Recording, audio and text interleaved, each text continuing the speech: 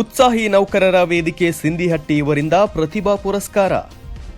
ಬೆಳಗಾವಿ ಜಿಲ್ಲೆ ಹುಕ್ಕೇರಿ ತಾಲೂಕಿನ ಸಿಂದಿಹಟ್ಟಿ ಗ್ರಾಮದ ಶ್ರೀ ಲಕ್ಷ್ಮೀದೇವಿ ದೇವಸ್ಥಾನದ ಸಭಾಭವನದಲ್ಲಿ ದಿನಾಂಕ 20 ಫೆಬ್ರವರಿ 2026ರಂದು ಉತ್ಸಾಹಿ ನೌಕರರ ವೇದಿಕೆ ಸಿಂದಿಹಟ್ಟಿ ಇವರ ಸಂಯುಕ್ತ ಆಶ್ರಯದಲ್ಲಿ ಎಸ್ಎಸ್ಎಲ್ಸಿ ಮತ್ತು ಪಿಯುಸಿ ಪ್ರತಿಭಾ ಪುರಸ್ಕಾರ ಹಾಗೂ ನಿವೃತ್ತ ಸರ್ಕಾರಿ ನೌಕರರ ಸತ್ಕಾರ ಸಮಾರಂಭ ಕಾರ್ಯಕ್ರಮ ನೆರವೇರಿತು.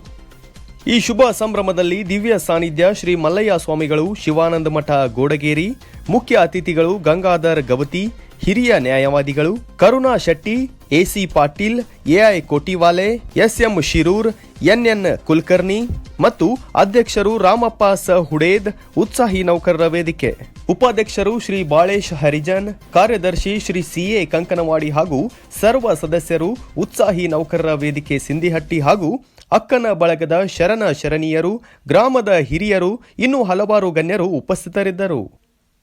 ಕ್ಯಾಮರಾ ಪರ್ಸನ್ ದತ್ತಾರಾಮ್ ಬಿ ಜೊತೆ Niranjan Shirur, Shreya news Kannada, Hukkeri.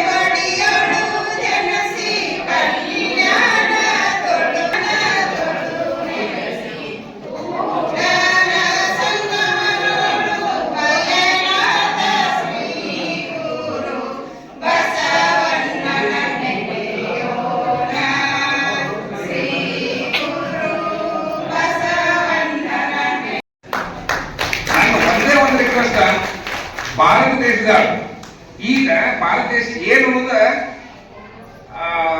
Economic level ಹಿರಿಯರಿಗೆ ಒಂದು ರೆಸ್ಪೆಕ್ಟ್ ಕೊಡ್ತಾ, ತಾಯಿ ತಂದೆಗಳಿಗೆ